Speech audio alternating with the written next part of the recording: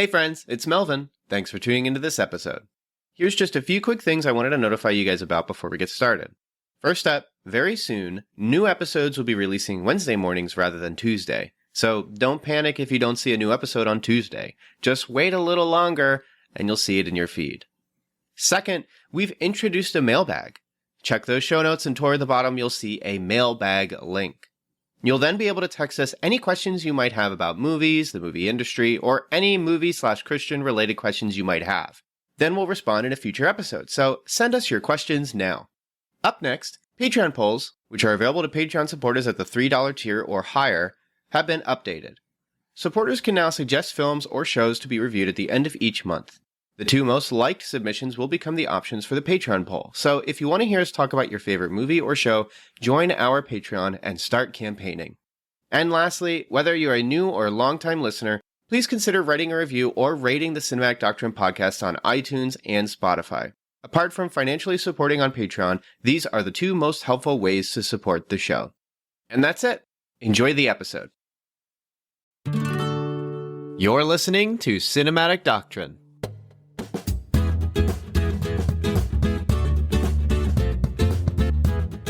So Dan, I want to tell you about a experience I had this week that I'm really frustrated about. Do you want to? Well, actually, do you want to hear about it, or do you just not care? Is my character on the podcast supposed to want to hear about it? It's up to you. You might be ambivalent right now, just being sort of like a mood where you're like, I don't want to really. Let's just get to work. I'm respecting your space. You know what I mean? All right, Melvin, what do you want to tell me? So I went to hang out with a friend of mine yesterday. We're at Starbucks. Cool, whatever. Love it. Get a decaf pour over. It's awesome. Tastes really good when it's pour over because it's fresh and that means it's probably not burnt. Right. Sit outside and it's nice and sunny, but it's kind of hot if you're in the sun, so we sit in the shade. We're out in the shade talking for about a couple hours. I go home and I have sunburn. Daniel, I have sunburn and I sat in the shade. Where can I go? Where can I go to get away from sunburn? What's up with that? Is this like a thing that was there just like an update to the world that just decided, oh, you're in shade, you're gonna get sunburn now? Do you know something I don't, or what's that? Are you trying out you're tight 15 right now? No, this is a legitimate frustration what's I've the had. Deal I went to work. What's the deal with physics, baby? Yeah. What's going on? I came home, was mad. Texted my wife, mad. Went to work, mad. Woke up this morning. Oh, I have sunburn again. Mad. Why? I played Pokemon Go this Sunday. It was what is it? Gibble? Is Gibble or which Pokemon is it? The shark, the land shark. It just looks like a baby with giant teeth. And so anyways, I'm out for 4 hours walking at a park and I don't get sunburn. It was 98 degrees outside. But I go to Starbucks and sit in the freaking shadows and I get sunburn. What's going on, man? Have you ever had sun poisoning? I used to do fishing. I used to do swimming when I was a kid. And I got second degrees burns. I was out in the sun, and then I had the water, the chlorine water on, as pools do.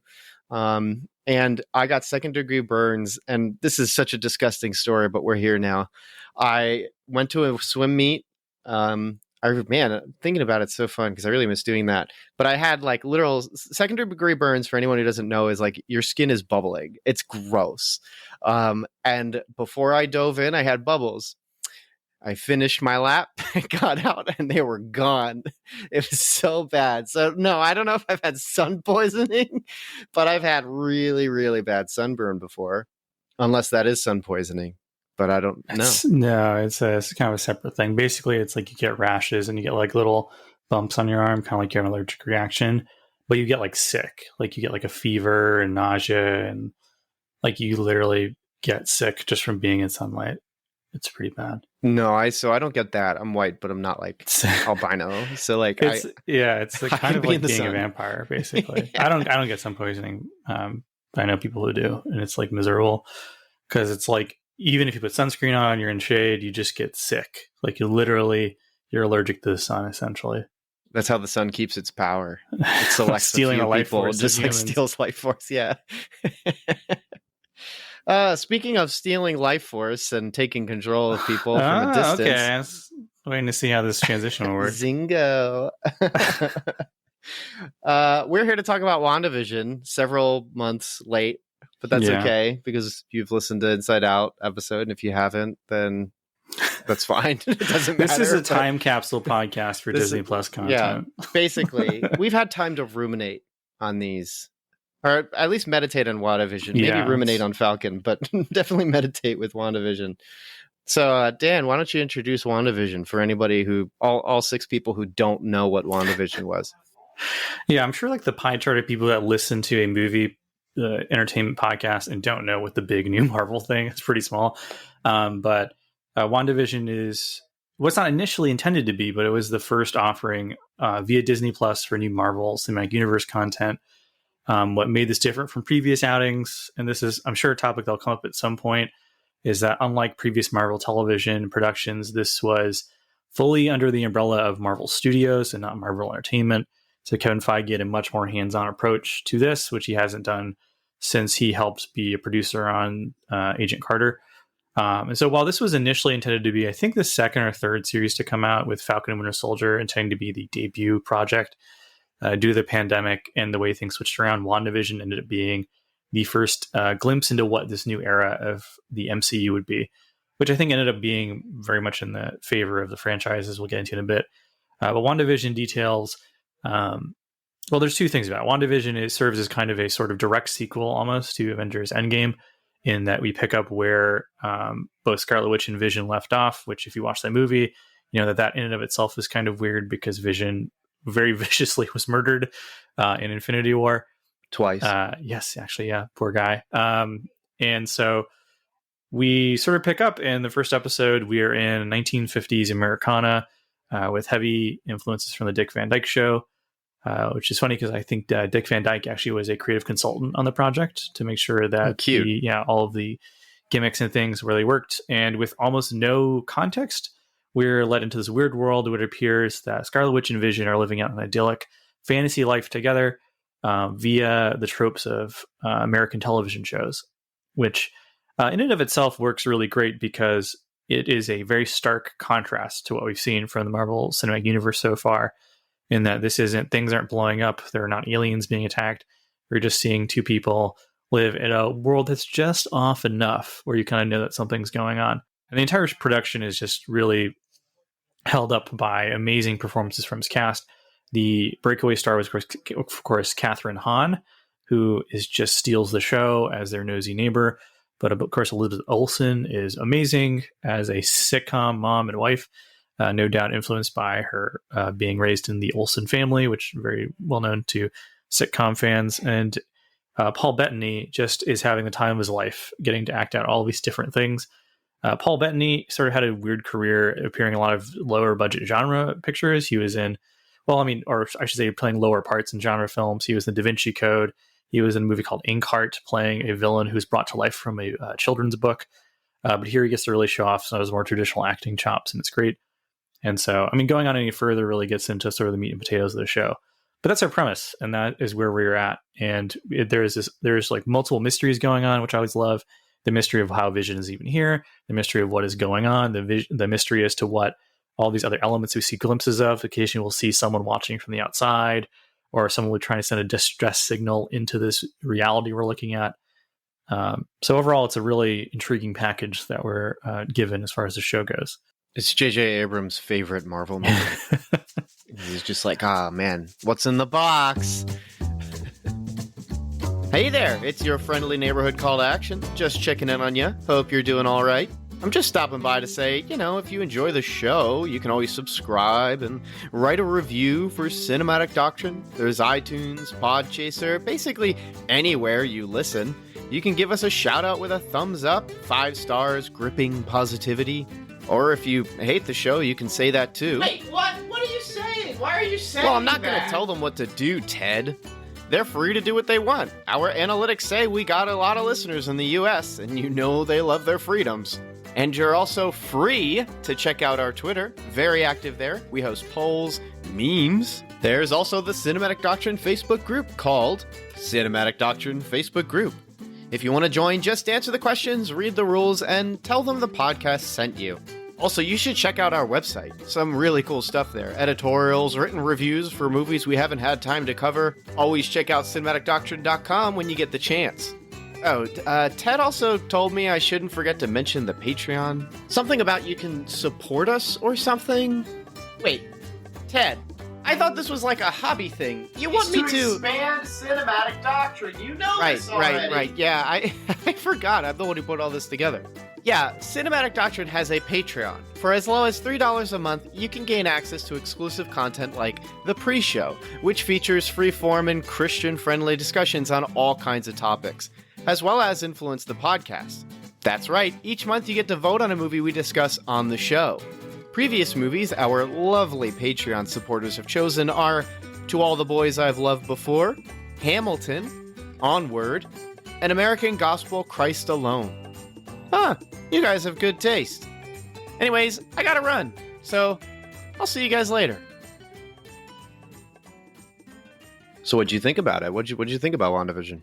So, I mean, so just saying how I feel about it, putting aside any other reactions from it. I had the unique experience of watching this alongside with my wife, who just immediately she was kind of put off by the entire thing because she just didn't connect with it the same way I did. Now, I grew up watching TVLand. I grew up watching television with my grandparents, who a lot of Christian kids have this experience where they were only allowed to watch older sitcoms growing up because those were wholesome. So I watched a ton of Andy Griffith's show. I watched a ton of Green Acres and things like that. And I wasn't allowed to watch Bewitched or I Dream of Jeannie because those had magic in it. And then my grandparents only watched them in secret. Part of it is I was in on the joke from the beginning. I kind of knew this is what they were doing, where we get to see Wanda's reality warping powers, but they wisely decided to actually use that within the medium they're working in. So as opposed to something like House of M, where we see that she creates this idyllic world where all of the different Marvel characters have different roles and stuff, she actually plays around with the tropes and genre of television. And that, to me, immediately connected with me as somebody who's both a retro TV nerd and somebody who just, this is my thing. You know, I'm a nerd guy who has a movie podcast. Of course, I'm going to love things like, ooh, they're using practical effects. They're moving things on string instead of CGI. So that stuff all immediately worked for me. And then the slow unveiling of what is really going on, I found to be incredibly emotionally satisfying. I love tragic, doomed to fail from the beginning characters. And so from the moment you see this couple having the time of their lives, they're living the life they always dreamed of together, you just know they're headed for tragedy and disaster. And you're just waiting for that to fall, which is one of the things that my wife really enjoyed. She was like, I can't wait to see the sadness come in. That's what she said. Which that's great. That's why I love her. And so by the end of it, not to get into spoilers too soon, but by the end of it, the end resolution of what happens to these characters, it just really worked. It, like the gut punches we got in the end. And I found myself actually, because for those who don't know, the gimmick is each episode takes place in a different decade of television. And so the 60s and the 70s, they start adding color. And the thing that really worked for me is when they went in the 90s, they did a whole Malcolm in the Middle homage, which I loved that show. That was fun. And then they did a Modern Family thing with talking heads, which was great, which actually I think aired on like the anniversary of Modern Family airing.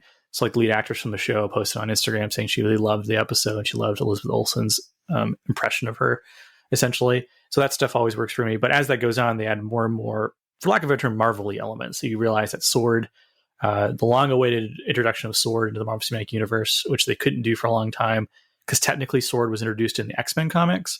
So until they bought Fox, they weren't allowed to use Sword. Even though they even shot a post-credit scene for the first Thor movie to invoke Sword, and then they realized they couldn't do it. So like, yeah, you realize Sword is like monitoring her, and then like they send agents in to deal with her, and that stuff I found less interesting. I just loved watching this like weird offbeat horror Pleasantville type of thing where you see like an idyllic Americana suburb slowly get infiltrated by spooky weirdness, where Wanda slowly loses the ability to control the reality around her, and you realize that all the other quote unquote actors are people she's mind controlling, and they're actually suffering. And she only lets them see their kids when it works for the episode that they're in. Like those like deeply disturbing elements, and the realization that Vision is dead, and this is just her doing something, and the specifics of how she's doing it are not really that important to the overall storytelling. And then she even has children in the show, which makes it even more horrible at the end when she has to let go of everything. That stuff all really landed for me. So overall, like this whole thing was one of the most, like, creatively, it's one of the most inventive and risky things they've done, which people say every time Marvel does anything even remotely different. What a risk using comic book characters we don't know that well. What a risk letting people actually die for real for once, but this was legitimately creatively engaging. Like, oh my goodness. Yeah. This was, while watching it, I sort of thought to myself, like, how are they getting away with that? Like, who pitched this so perfectly that they could get everything that they wanted into the show? Right. It's kind of wild. And like the only other Disney thing I can think of that did that is like Hunchback of Notre Dame with Frollo. And then most recently, I saw Cruella, and like there's a lot of stuff in there where I was like, how did they get their villain to be this evil? Like, how did they, who, like, what's the executive who said, like, yeah, that'll be fine. Yeah, that'll be okay. Yeah. WandaVision just had a lot of that energy of just sort of like sneaking past, almost as though like they were pitched as like, this will be your totally normal Marvel stuff. And then like the director's like, I'll change that in post. I'll change it to what I want in post. Yeah. It's so funny. I get this impression that when it comes to what they're willing to risk, like for whatever reason, Disney seems to be very protective of IP more than anything else. So I think part of how they were able to get away with it is like they didn't utilize a ton of Marvel IP in this, where it's like, okay, like if was it Photon and Agatha Harkness, like if that stuff doesn't land, whatever. Like they're not messing with Mephisto or Galactus or Nightmare or any of these other bigger characters, where like if it doesn't work out, they can just sweep it under the rug, like the Inhumans TV show or something. Like whatever, Yeah, like it's risky in ways that I found to be so much more thematically like satisfying than anything like even else. the commercials. The commercials were so funny. They were so funny and so clever, so timely. They had good Easter eggs that kind of led you on as you're continuing through it. There's one where like a kid like just wastes away and dies. Yeah, that's right. This is great. Is that the shark one? Yeah. Yeah, that's right. That was in WandaVision. I remember being like, what's happening? It's so funny, dude. Yes. I liked, was that also, that was the 90s commercial, right? The one they put in there where it's like claymation and everything. It looks like a Go-Gurt commercial or something. Yeah, like classic Go-Gurt stuff, yeah. What a throwback. I was alive enough to, alive enough. I guess I'm alive enough currently, but alive in time to see those commercials. So that was kind of funny to get that throwback. I mean, what did you think of it? Did you overall like that? Yeah, I love WandaVision. Just from the second it started, like you were saying, there's this melancholy to it that just makes it really compelling, where like you're finally seeing what they want, and what Wanda wants. And from the first episode, you're like, okay, Wanda has these immense powers and can just change things. So clearly she's in control, and this is what she wants. But because we know that she can't have it because reality is that Vision's gone, there's this really like, I don't know. It's just like really, it was just super, super powerful. So like they're like getting wedding rings and I'm just weeping. I'm like, you'll never have wedding rings. Like it's so sad. Oh, you're hugging and kissing. Oh, you're jumping decades as though you've been married for decades, and then you're having kids. And it's just like all these wonderful moments that you fantasize about. And it's totally okay to fantasize about when you're looking forward to these joys in life. But they'll never happen. They just won't. And so it's just really strange. And I think that's often what makes film or just storytelling as a form of communication so fascinating, is because sometimes we're reading stories that are fantasies of what we want. And that's why we connect so deeply with them. I found WandaVision to just have a lot of metatextual engagement, where if you didn't understand a lot about maybe film history, or frankly, even a couple episodes, maybe a year ago, you had said something on the podcast regarding cultures and cultural engagement, and how like in foreign countries, the image of success was like Dick Van Dyke Show, the white man going to work, coming home, and his wife's there, and this and that. And so that was the idyllic life to foreigners, basically, to people not in the US. And so like episode 2, I'm talking to my wife. I'm like, oh, they're totally doing that for this reason. Like she's from a different country. She's trying to live her idyllic life. They're going to do that. And of course they do that. Right. And I thought that was just, that created a lot more engagement intellectually. I just think that there was a lot in the show that's very stimulating in that way. There's a lot of nods to other things too, and not self nods to comic book nerds, but more like self nods to just people who like, I don't know, I guess engage movies or just the world a little more, with like, by the time you get to the 80s in the show, she's much more in power. And that's around the time that like the feminist movement's in like full swing. So it's just really interesting to kind of see how that's going on in the narrative structure. There's also really good jokes that you just totally miss if you don't know some things. So like, yeah, I mean, we'll just do spoilers. I mean, you've seen it already. Like when Quicksilver was put in, and this the easiest one for everyone to get is he's been recast, and it's like, yeah, that is kind of funny that they actually just legitimately recast him, and they have an in-world reason, but it's also the metatextual engagement of knowing like, yeah, that's a totally different actor. Which, side note, talking about emotional engagement, this show, like that particular episode, the way it's ending is so emotionally like just heartrending. And then they have that scene show up where he comes and he's recast, and I'm laughing while I'm like choking up. Yeah. So my body doesn't know what to do.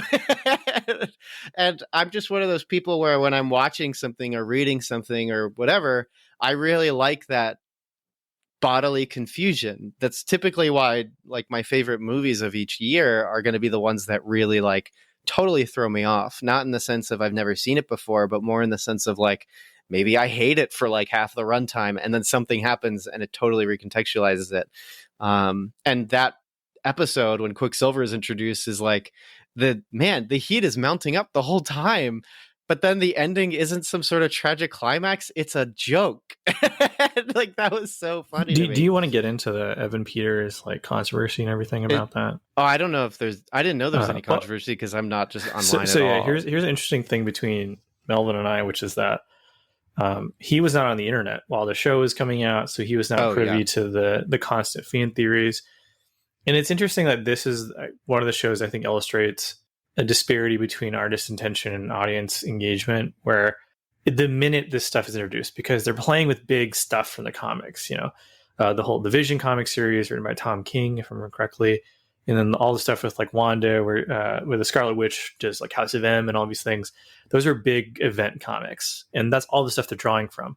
So instantly, people are starting to go like, "Is this how they introduce mutants into the MCU? Is this how they can do all this stuff?" That's right. He's not just recast, but he's also the same character that he was in the X-Men movies. So they bring in the same actor, which he's same actor who's also the same. And then there's a joke later on too in that Halloween episode, because Vision's like, "Where are all the kids?" So then Wanda's like, "Oh, that's right," and brings all the kids the next episode. There's hundreds of them. They make a joke where he uses a curse word, the KA curse word, but then he's also cast in. Yeah. I don't know how else to say it without saying it. So, kick butt. I'll say that he's in Kick like Butt. That Texas movie sign where they just put the movie's Kick Butt. Yeah. Wait, was that true? Yeah, so there are some marquees in some, let's just say, more conservative areas that just said "Kick Butt" is the name of the movie. Kick Butt. It makes it so much funnier. It's like a youth pastor made the sign. Could you imagine if that's what it was like? That was the actual movie. It was just called Kick Butt, or maybe that's the Asylum version. I don't know, but yeah, my wife lost it when he did that too, because she totally picked up on that. But it's like those are all jokes you just don't know if you don't like know things, I guess. And that's not to undermine your experience if you're not as quote unquote educated in geek stuff, because maybe that's better off for you if you don't have a comprehensive knowledge of overpriced pieces of paper with a bunch of color on them. But which really you're just paying for the ink half the time for comics anyway. But it does mean that I think if you have all that background knowledge, it just makes it much more, more stimulating and more engaging. And the entire show is just that. It is just, it never really stopped doing that to me. I kept feeling like it was consistent with being intelligent, being smart, being clever, being emotional, even to like Agatha's reveal, like just the line, and I killed the dog too, is like the one time someone kills a dog in a movie, but I'm laughing about it. Like that's like that is so awesome. So yeah, I love WandaVision. It was my number one for the year. I've seen about I think 21 or maybe like 16 things this year. I've been slacking, but from this year, and that was my number one for a bit, and it's not anymore, and we'll probably talk about why very soon in an episode, but won't want to give that away because also we might not do it. I don't know. It really depends on schedules. But yeah, it's just I thought it was powerful. I thought it was great. I thought it was exciting. I thought it was engaging. I remember like if I had to go on a bathroom break, so you're pausing the show, my wife and I, because we're binging it, my wife and I would just talk about it before pressing play again because we're trying to figure out what's going on. And that's just really fun to do. And so there was just a lot of fun experience to it. But you said you watched it.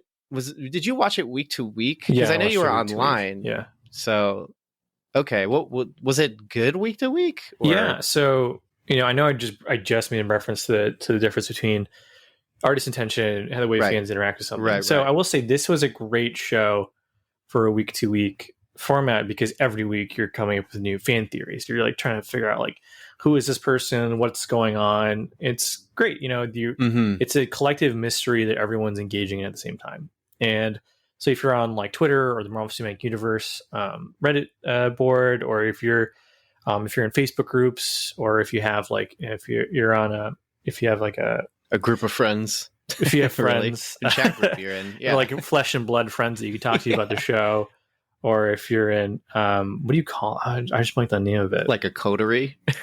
You have a Marvel coterie. Oh gosh, I'm getting old. I just blanked on the name of something. What do you call it? It's describe it. Gilded is the Microsoft version of it. Which is like a Slack channel or a Discord channel? Yeah, Discord server, Slack channel. I don't know if you want to leave in that long journey we just took to remember the word Discord. It's about the journey, not the destination. But like, yeah, if you're into all that and you're talking to your friends and they're just like, I have friends that are like, oh, I definitely think this is all Nightmare's doing, where Nightmare is trapping her in her own, what's really a nightmare, or they think it's Mephisto doing this, or they think such and such other character, or they think this is how they're going to bring in the Midnight Suns, like Ghost Riders are going to show up in the last episode and like get rid of the Darkhold or something. It's still Nicolas Cage. It's still Nick Cage. And like, so that was very, really, really, really fun. The problem is that Marvel is not hiring necessarily comic book people. They're hiring people who are good filmmakers and good storytellers. Right. And so there were some interviews later on with some of the people involved in the creative process behind WandaVision where they were apologizing. They were saying like, I'm sorry that like all this stuff that you guys wanted. We had a story we set out to tell, and we're just sticking with that story. We're not including all of these like other crazy elements. That's ridiculous. I know, it's stupid. Like this is like Disney responding to The Last Jedi, where like Daisy Ridley's saying like, I'm pretty sure it's just because of sexist men, which it probably kind of was. And then like 3 years later, she's like, well, it is the fans' franchise. No, it's not. Like it's Disney's franchise. They can make it, and people don't have to like it. If you don't like them, don't see them. But yeah. And so like one of the big emblematic things about it is that Evan Peters showing up in WandaVision playing Quicksilver, in addition to being a fun nod to the fact he was Quicksilver in the Fox films, is a lot of people are like, this is it. This is the first piece of the multiverse. They're bringing in the X-Men characters from the Fox movies. We're totally going to get, James McAvoy, Michael Fassbender next, And so some people have some fun ideas like, what if Wanda's powers are that she's creating things? What if she's pulling them from other alternate dimensions? So like she's not making anything, she's just pulling them from somewhere else in the multiverse, which is a fun idea. And all this stuff. And so when it's revealed that, no, this is actually a really clever way to actually misguide the audience. Because like if they had like, I don't know, some other actor show up as Quicksilver, everyone's like, that's not him. That's not Quicksilver. We know it's Aaron Taylor Johnson, But the fact that it's Evan Peters means that a good portion of the audience is legitimately like, doesn't know who this person is. and they're willing to believe it actually is Quicksilver. So it's actually really clever. But the problem is it's too smart, dude. I'm sorry, but it's just gotta. I was holding back when I was saying you can watch it without being, geeky and have a lot of information. But I'm gonna let loose, man. It's just too smart. Because you were even saying it. You were saying that when the show started, people were frustrated that it was like a sitcom. But that was the best part of the show. For 2 episodes, it's just a straight sitcom with 30 seconds of like weird things thrown in. I would have had a season of that. That would have been great. It was fun banter. It wasn't even a bad sitcom. Yeah, it was really good. Like, just every joke was so funny. What do I do here? Like, it's just like, that's the best part. Oh, well, you crunch numbers, but for what? Yeah, I mean, I thought that stuff was charming. You're like a robot. I most certainly am not. Like, this all perfect stuff, dude. Yeah, that was a straight what do you call it? That was straight up like a Bewitched type of joke, where like someone will make an offhand comment about like the supernatural nature of something, and the character is a little oblivious because it's a little too defensive. That's classic. Yeah, I can't even get into. So like the guy he's talking to in that scene was a character in Agents of S.H.I.E.L.D., like the actor showed up. And in the Agents of S.H.I.E.L.D., he played somebody who worked at like a weird company that created like virtual reality stuff. So everyone's like, is this how they're going to bring Agents of S.H.I.E.L.D. into the MCU? Because then there's a thing with like the blue soap that Hydra uses. And there's a thing in Agents of S.H.I.E.L.D. where Hydra's creating like a blue mind control soap. So like there's all this stuff where like, so there's like fans who want it to be multiverse, fans who want it to tie to the TV shows. And it's none of that.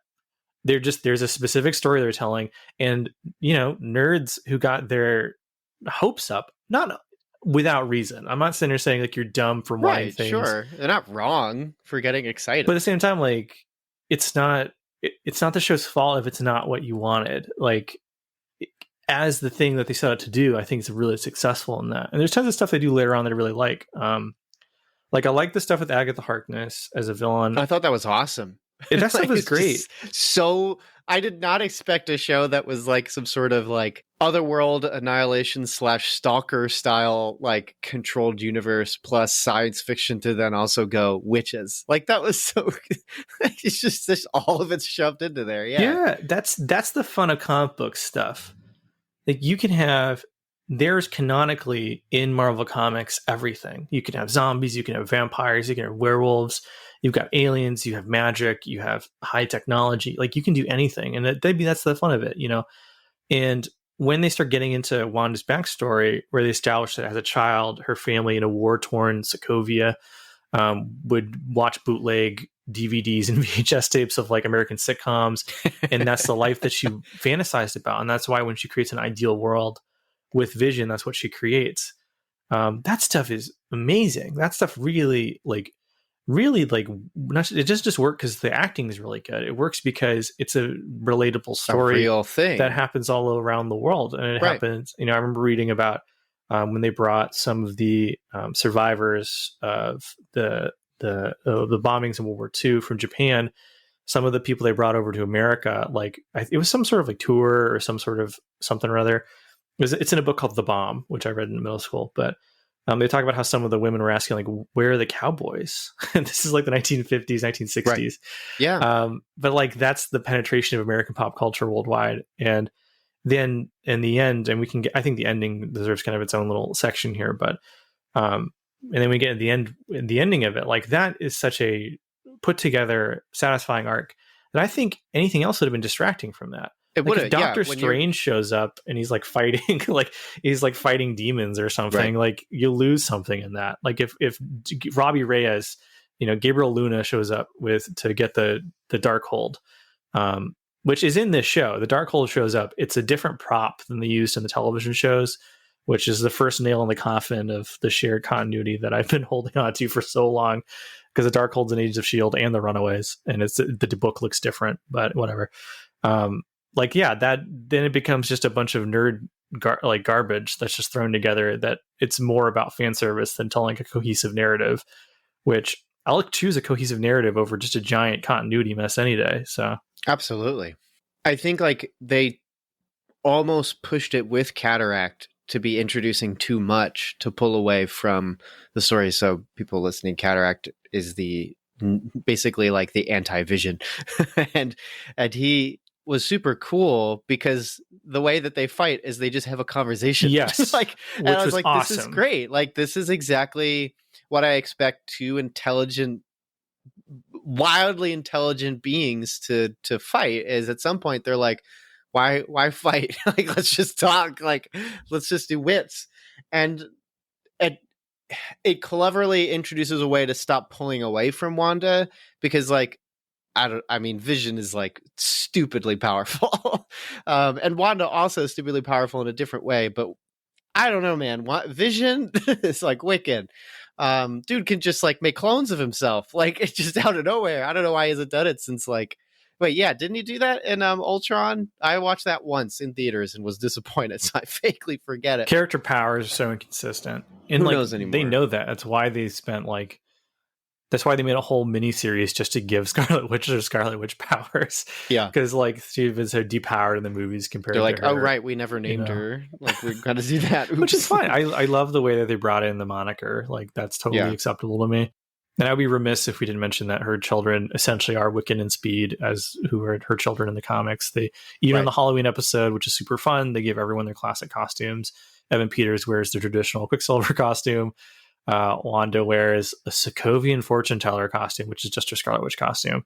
And then Wiccan and Speed look like Wiccan and Speed from the comics. So that stuff's super fun. So the kid actors were really good in this. They act like children, which we're going to get into that a little bit in one of my recommendations, but which we talk about a great kid actor. But like, I think the kid actors do a great job of being children, so that like in the end, when we get to the big grand finale, it actually like feels like a parent saying goodbye to their children, which is sometimes hard to pull off. But and audience members saying goodbye to characters as opposed to just like plot foils to make bad things happen. But do you want to get into the ending? I'm actually curious what in particular you wanted to get into about the ending, like just I just think it tragedy of it, like just the emotional strength of it, or So first off, just to get out of the way, there is a bit of I guess you call it controversy. There's a bit of discourse, let's say. So, because what happens in the ending is that Wanda wins. She beats Agatha Harkness. And I actually think they do a pretty good job giving her kind of a clever way to beat her villain. But in the end, it's established in the show that all the people in the town are real human beings that she is mind controlling. And then they go so far as to say that they basically are in a waking nightmare at all times and they're in agony and pain. And there are people who have family members who don't know what happened to them. So at all hours of the day, they're in constant suffering as a result of what Wanda's doing, which is fundamentally, as tragic as it is, what she's doing is selfish. She is trying to create a fake world to live in with her fake husband and fake children that she's essentially created. And to do so, she's sacrificing the well-being of others.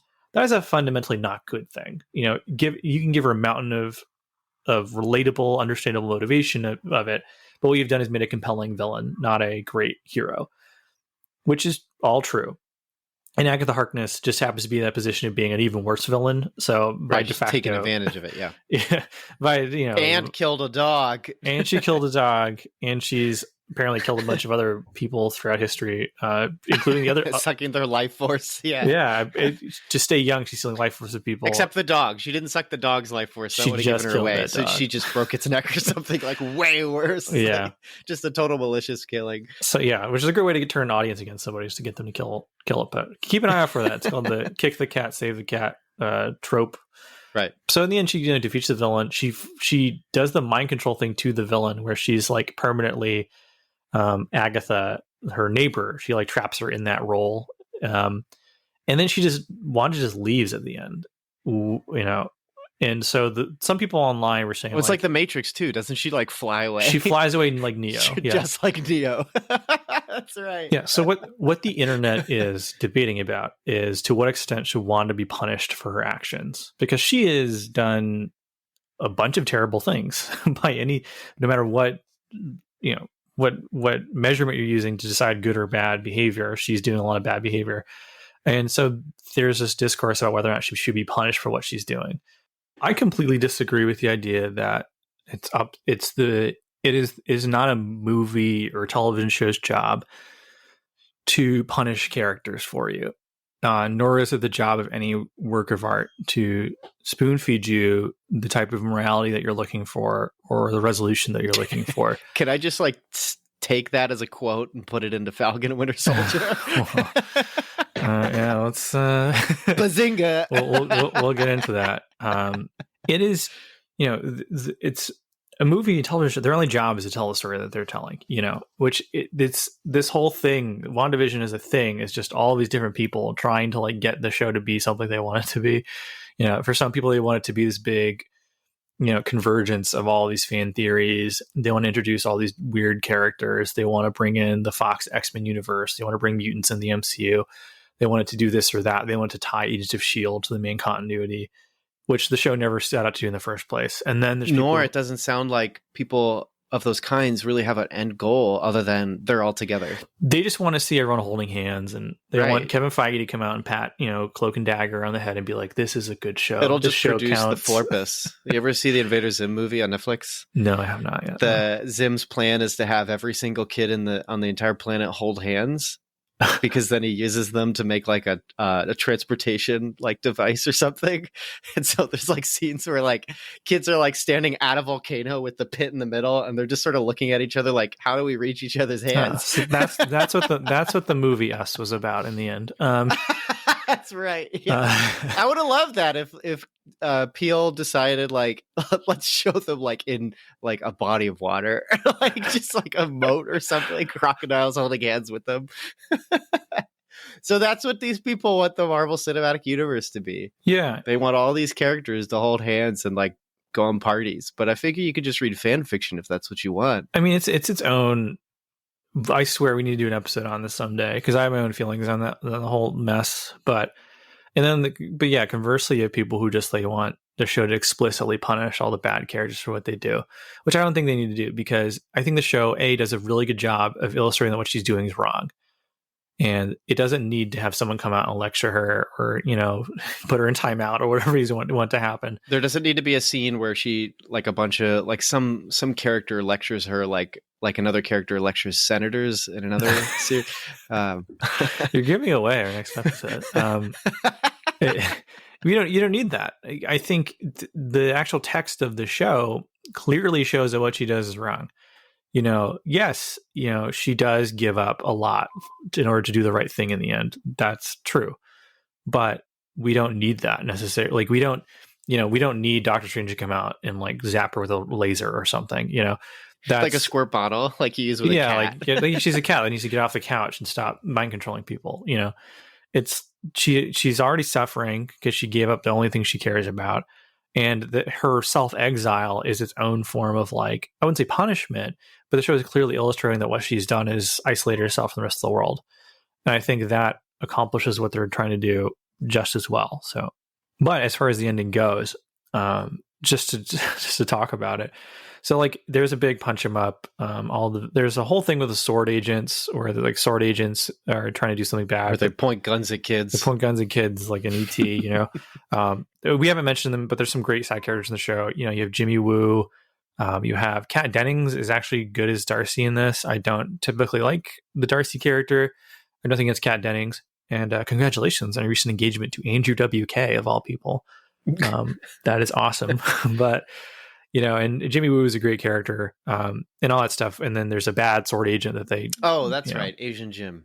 I remember. Yeah, oh, that's right. Hats off for not seeing race. As most people will remember. It's funny that he's in literally one scene of that show, but it's one of the things people most remember him for. It's the opening stinger or whatever it's called. Yeah. I don't. And it's not even relevant to the episode. No. Yeah, but the main meat and potatoes of it is that eventually Wanda realizes that she has to let this reality go. And there's two things that happen that I think really are wonderful, which is one is that she says goodbye to her children. And the way they do it is they literally tuck their two kids into bed as they wait to watch the end of the world hit them, because the big force field surrounding the town is closing in on them, signifying the end, where her children will disappear into the ether somewhere. And it's just an absolutely heartbreaking, terrible scene because children dying is never not sad. But in this case, she is making a conscious decision to give them up. which is, in his own way is somewhat heroic and also pretty sad. And the other thing is that she has a scene where she says goodbye to Vision. And one thing I didn't get to mention is that the writing for Vision is pretty sharp. Like, super freaking good. His basic like send off monologue, his soliloquy is so good. It gives you hope as the audience member. Like, oh my gosh, I just went through a whole year where I had no hope, and I just tasted it again. Thank you, Paul Bettany. It's insane. I don't know if Paul Bettany had input or if the writers they have were just that good, but like his line delivery throughout the entire season is so on point, and the writing for him is so good. He's got really good micro expressions throughout the whole thing. I mean, even the Halloween episode when it's like he knows he's not supposed, he knows something's up and he knows Wanda's in control of it, and he's just like passive aggressive, but it's like not without being like, I don't know, it's like he's still being a supportive husband, but like just an upset supporting husband. And he's killing it, man. It's so good. Yeah, he's tremendous. He's tremendous for the entirety of it. And it's really good. And so the culmination of this is he and Wanda have the conversation, and he asks her like, what am I? Which is one of the running mysteries. And she doesn't have a direct answer. She doesn't know for sure. Like, she's not sure how he's able to exist. They smartly have her go through and mention all of the different possible abilities. She says, like, you're the piece of the Mind Stone that's in me.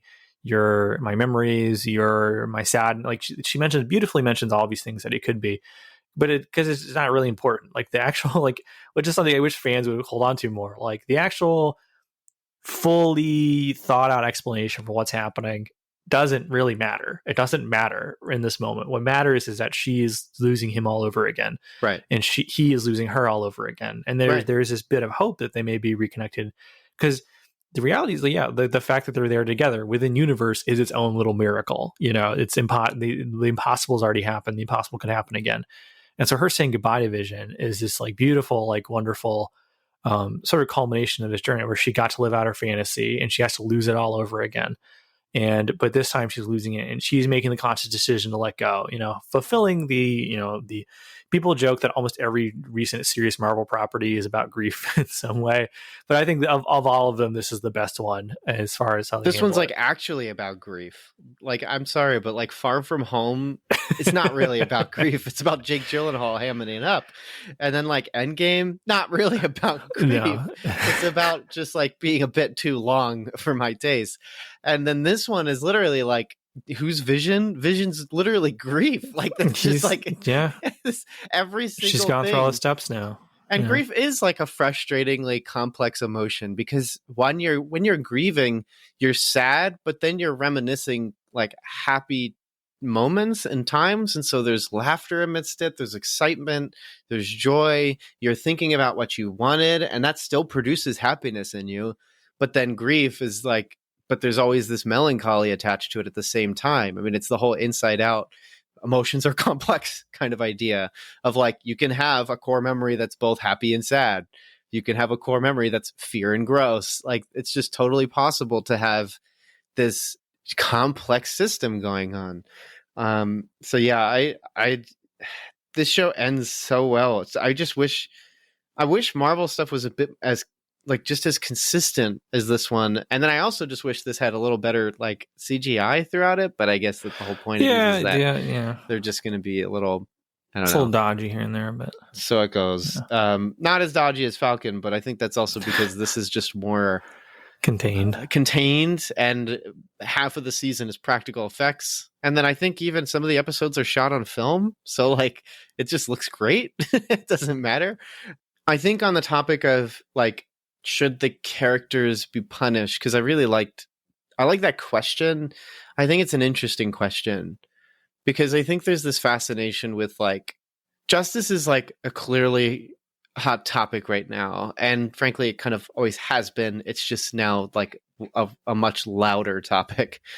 And how justice is handled is also becoming a louder topic, because people are very disillusioned with justice, whether you're from the United States or in different countries, especially because you're being onslaughted with so much information and so much injustice regarding information, that you're receiving, that it's really hard to recognize like where's accountability from. And so it doesn't surprise me that people would be like, well, now that we found out Scarlet Witch is the one who's culpable and not, what is it? You said like Nightmare or some of these other characters that I Nightmare, don't Mephisto, know exist at all. Despair, all the Fear Lords. Total sidebar. The only extended comic information I want is I just want Dick Bat. I want Dick Grayson Batman to be on the silver screen somehow. That's the only extended like comic book information I have. And that's the only one that I will like, I guess, ride or die for, is because it's just some really compelling storytelling there. I mean, we've gotten Bruce Wayne Batman. I don't know how many times. Too many times. So, which I mean, he's a great character. I'm a Batman guy, as we've established. I think I'm ready though to see Dick Grayson wear the cowl, because there's so much cool stuff when you. Yeah, but if you do that, then you can't. You do Nightwing is like a fan favorite character that I think Nightwing could be huge for them if they did it right. Like, he's just cool Batman. Then make an extended series where it's Bruce Wayne. Then Bruce Wayne is teleported into the past somehow. Dick Grayson comes in. He was Nightwing before. Oh, by the way, Bruce Wayne's son is back. Here's this kid who's 11 years old, knows how to murder people, take care of them. Like, Damian Wayne. Yeah. He's such a good Robin. He's my wife and I's favorite Robin, but we should get back to WandaVision. I could totally geek out about this particular section of Batman lore, but we'll save that for Robert Pattinson. Anyways, I think what's frustrating is that, like, if you did have, there's safety in there's safety in another villain taking the place of the characters in basically being your antagonist. I mean, that's why, like, some criticism for Civil War is that, like, there's really no antagonist. They're just arguing, and then they just like have like a fight that's the equivalent of kids fighting in middle school, where like give it a weekend, they'll be best friends again. So what's the point? This is like the first show where it's like actually like, oh, like, though it's pretty clear that your hero is the bad guy. What are we supposed to do with that? And I think sometimes people are frustrated with having to wrestle with the fact that everyone is capable of doing terrible things and has done terrible things. Because when you kind of reveal horrible things that go on in people's lives, or the things that they've done, or even the things that they've contributed to, especially as people are recognizing systematic problems, and you recognize that if there's a whole system that can be faulty and you're a part of that system, then you've contributed to that problem, then it's hard to recognize where culpability starts, where accountability starts. And of course, when you get to the end of it and you see that everyone, like as Christians, recognizing that everyone has fallen short of the glory of God and we've all sinned before him, then it almost emphasizes like none of us can actually dish out justice appropriately, because we're all deserving of justice, and not in the sense that like we get justice, but more that justice would be bearing down upon us. It's a complicated thing, and I would hope to think that a lot of people watching this would recognize that the show isn't really about that. I think it's part of it, but I think the show is more about like how people respond to grief, and more about compassion. And the reason I say that is because like Wanda creates her own reality out of her grief, because she would rather live in a world where Vision existed, and then subsequently this idyllic world, then live in the world where Vision doesn't exist, where she can't build upon the property that Vision bought them to live in. Like, that is really sad. That leads people to alcoholism, where they can live in a different world where they're so inundated with the way alcohol affects the body that they never spend time thinking about the fact that their spouse is dead, or other things. But the thing about trying to throw yourself into like an alternative reality, so like a reality where you don't feel these pains, or a reality where I guess you can resurrect your spouse with magical powers, is you're not going to be compatible with reality, which also means you're going to be negatively affecting other people. It's so bizarre to compare Wanda using magical powers to alcoholism, but I think it works in terms of grief, because if you're an alcoholic, you're going to be causing, I don't really want to say it that way because that's so giving a person a title. That's so like wrong. That's so boomer of me. If you are coping with alcohol to resolve the reality you don't want to live in, then you might get into an accident and kill somebody. You might be a real jerk to your friends. You might be that one guy at the party that people don't want you to come over because you basically make everything your problem. You're going to become so disruptive and self-destructive that it's going to have everything come after you. And it's going to also at some point, like, someone might take advantage of that. And I don't think I need to exactly go back and explain all the pieces where WandaVision explaining artistically how grief functions to do that. At the bare minimum, I'll throw some crumbs and say Agnes is the one who takes advantage of someone in their grief. I don't think the show's about let's put Scarlet Witch in jail. Like, this is ridiculous. The show is about compassion. Like, it makes it's not right what she does, but the reason my heart aches when she's giving them wedding rings in the first episode is because I'm hurting with her. Like, this is what she wants. This is what I want for her. Like, I think she's like, that was one of my, I did not expect that in Infinity War, that they were going to make them have a romance at all, because I don't think it was really set up. But then it ended up becoming such a strong narrative point, and then I was totally sold. I'm like, great, I love this. Let's ride this wave. And so if I watched this thinking, like, even knowing like, oh, this is probably all her doing and everyone's in some sort of like basically Cube, like this is literally Cube except Wanda's version. If I just watched it going like, yeah, but she's the bad guy, then I'm going to miss out on first off, a lot of what makes the show really good. And then I also think I'd be missing out on something really valuable to learn. And that's compassion and care. Like, I'm sure she'll in some way pay for what she's done, because literally Zemo exists to make the Avengers pay for what they did in Sokovia, because that's what happens when you basically believe in unrealities, whether it's giving into alcoholism or it's just you're overworking and now your wife misses you and basically is a widow because you're at work all the time. Like, I'm sorry, but that's going to have consequences. It's going to suck, but it's just, that's what's going to happen.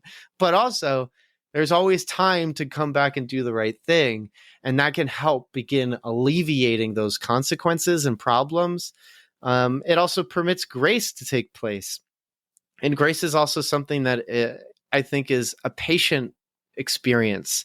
And this show is pretty long. And I think it kind of emphasizes that there can be well, I don't know. I mean, there isn't really a position in which the people have the opportunity to change things. But I think Vision, being as powerful as he is and aware of things, is expressing a form of grace to basically just be like, Wanda, please, for the love of all that's holy, just let these people go. Like, because he's not like fighting her or anything. It's just, he's just waiting for her to do the right thing. That's an interesting conversation, but I'm also glad to have missed out on it, which is most cases with the internet. So Right, yeah. yeah, I love the show. I look forward to rewatching it. I'm glad that it's sort of both narratively contained, but also very much not connected to anything else in the MCU. It's almost more of just I mean, I know it is, but it really feels more like just an exercise in Wanda's powers, which is kind of what I miss with superhero movies, where it's just like, can we just like watch a movie where we get to see them do cool things because they do things that I can't? Like, that's like, for as much as Venom is a horrible movie, like that's kind of what makes it interesting, is that it just has the same energy of like, yeah, but what if you had this cool parasite that did things? Awesome. I love that. Yeah, like the fundamental wish fulfillment that superheroes kind of are designed to fulfill. Instead of being this like massive tentpole, I gotta sell things, like, I don't know. It's a little tiresome. It's very cumbersome. So yeah, it's been officially confirmed that there's not going to be a season 2 of WandaVision. Thank goodness. I know I think I saw something that was like Feige was being like coy, and I'm like, dude, just say no. How would you do another season? This is weird. Well, yeah, I think some people would see that though as like, oh, we're not going to do this. If we are going to do another season, that confirms that like Wanda would survive whatever events happen in the next subsequent films she's slated to be in, which is kind of the downside of this like big, synergistic company where like characters, like it's already been confirmed that Doctor Strange is in he's in Doctor Strange 2, but he's also confirmed to be in the new Spider-Man movie, and Wanda's confirmed to be in the new Doctor Strange movie. So like, it's sort of like the flashback to Feige saying, "We'd take risks. We killed half of our characters in Infinity War." Buddy, you have them contracted for like 6 more movies. They're not dead. well, I mean, Aaron Taylor Johnson was contracted for like 3 or 4 movies, and then they just killed him off in Age of Ultron. So I mean, it's more like maybe he was an extra, like just well, like it's showing like up in the background. it's one of those things where they like where's Waldo? They're contracted like in case they need them back for some reason. Like, okay, like the next movie we're gonna have flashback sequences, so we're gonna need Aaron Taylor Johnson back, or something. But I mean, apparently these things are not as set in stone as you'd think, because like early drafts of like the first Avengers movie, like Red Skull was going to be a villain, Abomination was going to appear, Age of Ultron. Apparently, they also Abomination was maybe going to appear. Trying to come back. He's going to be in She-Hulk apparently, but yeah, all right, buddy. We'll see. Yeah. So, overall, I really enjoyed WandaVision. It was a breath of fresh air. It reinvigorated my faith in the franchise. Me too. Like, yeah, there's various things that made me kind of jaded towards the MCU as time goes on. But this was like, okay, like if more things are like this, and like what we've seen from Loki so far is pretty promising. And in general, I think these characters work better in short form storytelling. I don't think movies give them enough time. I think like some television shows go on for far too long. But This is a good sweet spot to get a complete story out of them. So I really enjoyed WandaVision.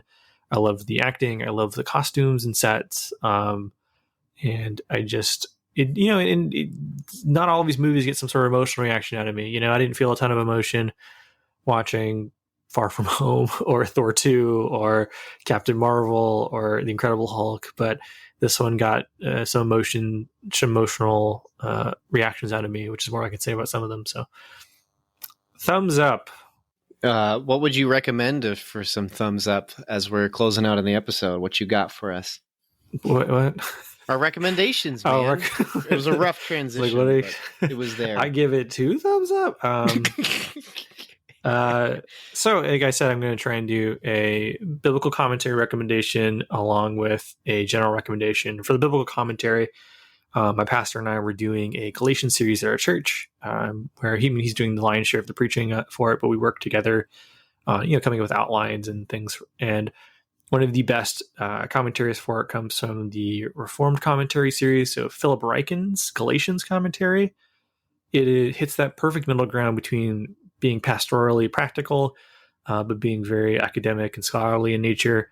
He digs into a lot of the original language, but also like the way he formats the commentary, which is something I'll bring up a lot, is like how I feel about commentary formatting.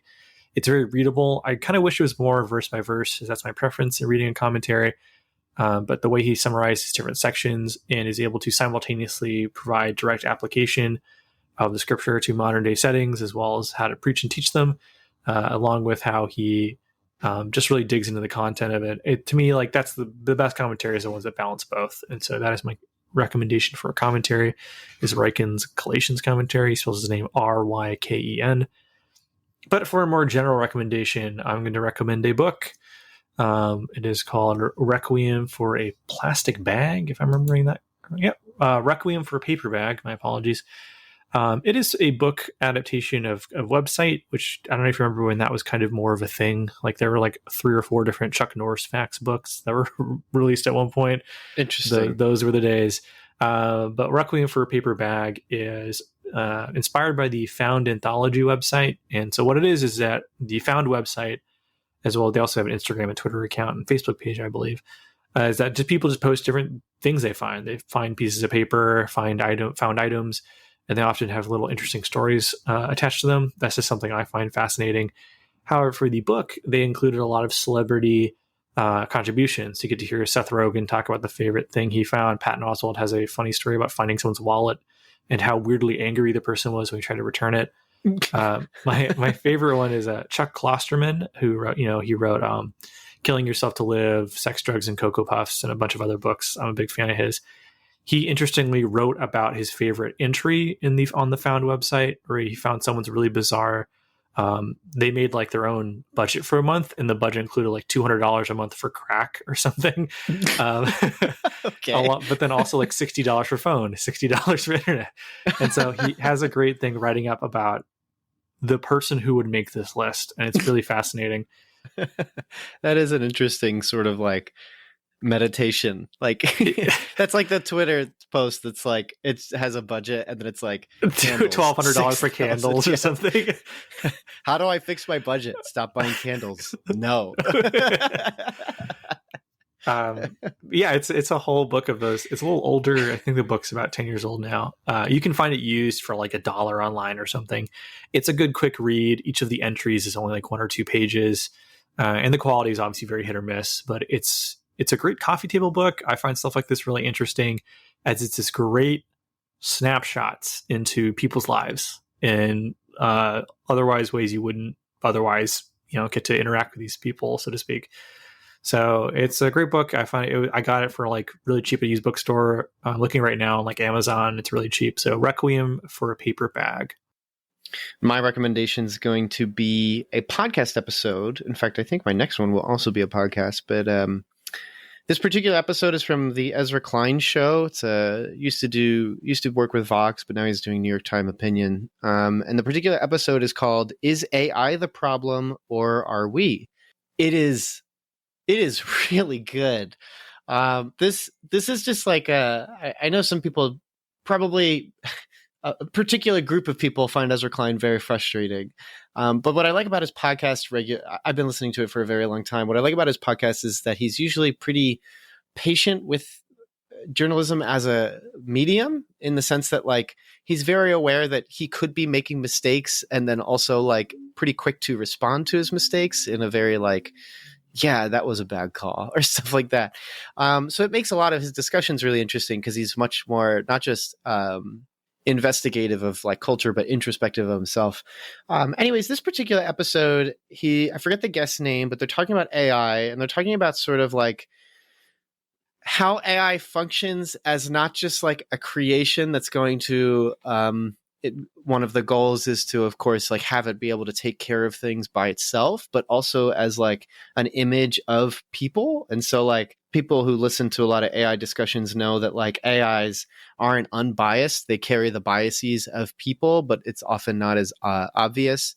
So for instance, in this particular episode, they talk about like things like how AIs are developed. And so I have 3 examples that not just develop, but also like effects of them. So I'll just give like 3 things from the episode, but they cover a lot. One thing is that they talk about how like there was a development of a particular like facial recognition AI, but the way that they were able to have this AI learn faces in an inexpensive way is they just use newspaper photos. But when they had it learn how to recognize faces from these free newspaper photos, if you look at the data that they collected from the newspapers, it really wasn't good at recognizing faces. It was actually a really efficient tool for recognizing George W. Bush's face. And the reason is because there were more photos of George W. Bush in newspapers than there were black women in the entire data collected set. And so 2 things you get from that is, one, it's not actually a good AI for facial recognition. It's just a where's George W. Bush finder. I get that app. Like if you made that on like an app, that's a really interesting app, isn't it? And it's just like you could like use microtransactions to buy shoes or something.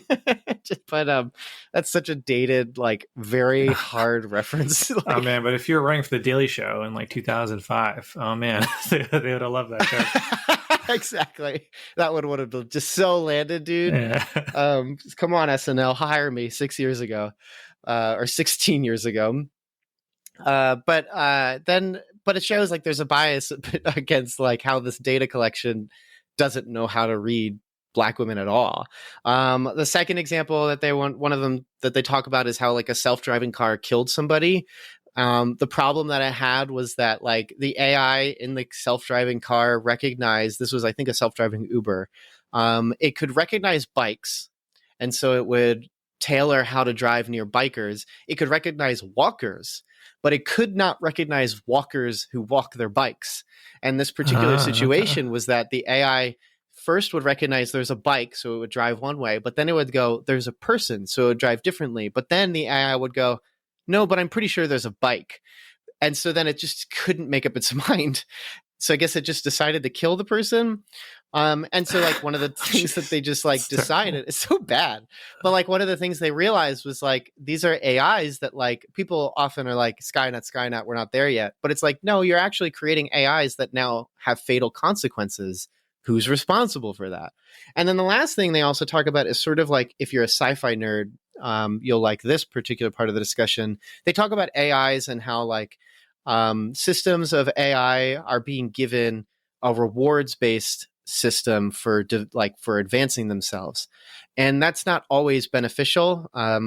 They constantly reference the I believe it's the Magician's Apprentice, or the I don't know. Magician's Nephew? The Sorcerer's Apprentice. Sorcerer's Apprentice. Is that the one with the broom? Yeah. They keep referencing the how like if you give this broom to get a pail of water, it'll end up drowning you because that's all it knows. It's not going to stop getting water. So there's a Nicolas Cage movie called Sorcerer's Apprentice, which is a adaptation of that sequence from the Fantasia movie with Mickey Mouse and the brooms and the pails. Is it good? No. It's a Cage movie. I gotta watch it's a charming like kids movie. It happens to star Nick Cage. I saw it like randomly with my friend like Michelle when it came out, and I haven't thought about it since. So I'm glad I could bring that memory for you. Unearth that experience. It's not like a treasured memory. It's just like, oh yeah, I saw that. I'll treasure it for you. I will surrogate treasure that memory. But they're basically talking about how AIs can function in a way that, like, if you're giving it a rewards-based rotation system, they can be dangerous. So like there's a sort of like, it's not like a poem, but it's sort of a warning that's sort of like a metaphor that's basically like, if you make an AI that makes paper clips, you're going to fill the entire universe with paper clips. And so you have to be able to create a way to make it choose to not do things. But then they talk about like how there's this AI that was the rewards-based success system was beat Super Mario Brothers. But at some point when it totally beat it and mastered the game, it just stopped playing the game. And as Recline comments, like, it was really depressing to read that story because it effectively killed itself. It has no other purpose, has no other goal. There's no way to change it because its only goal was to beat the game. Right. So now it's just like, why would I jump over this ledge? I've already seen that already. That's not boring. That's boring to me. I'm just scratching the surface of some very interesting just topics that they get into that ultimately get into like the guy the guest he has is saying like, when they're investigating a lot of AI systems, they're almost always going into human psychology and not to how to exploit it like your favorite video game companies will, but more just like, how do we create an AI that like is sort of like ethical or something? It's just great. So that's my recommendation. I almost want to just listen to it again because it was so good. So that's where I'm going to leave that at. You can check it out in the show notes. Thanks so much for checking out this episode of Cinematic Doctrine. If you enjoyed this episode, consider leaving a review and subscribing to the podcast. And as mentioned before, Cinematic Doctrine has a Patreon. For as little as $3 a month, you're opted into a once-a-month movie poll where you decide a movie we discuss on the podcast. There are other unique benefits that come with supporting the podcast, so be sure to check that out at patreon.com/Cinematic Doctrine. A special shout out to those who support at the Art House Theater tier on Patreon. Thank you so much, Mom, Dad, Melanie, Shirleyan, and Thomas. You guys are the best, and your continued monetary support is greatly appreciated. Until next time, stay cool. Want some Cinematic Doctrine swag? You're in luck. We've got 3-inch Cinematic Doctrine logo stickers exclusive for Patreon supporters. Perfect for your travel mug or laptop. Head over to patreon.com/Cinematic Doctrine, link in the show notes, and choose the independent theater tier. Doing so will net you other perks too. But let's be real, the podcast stickers are the coolest perk. So get yourself some podcast stickers by supporting on Patreon.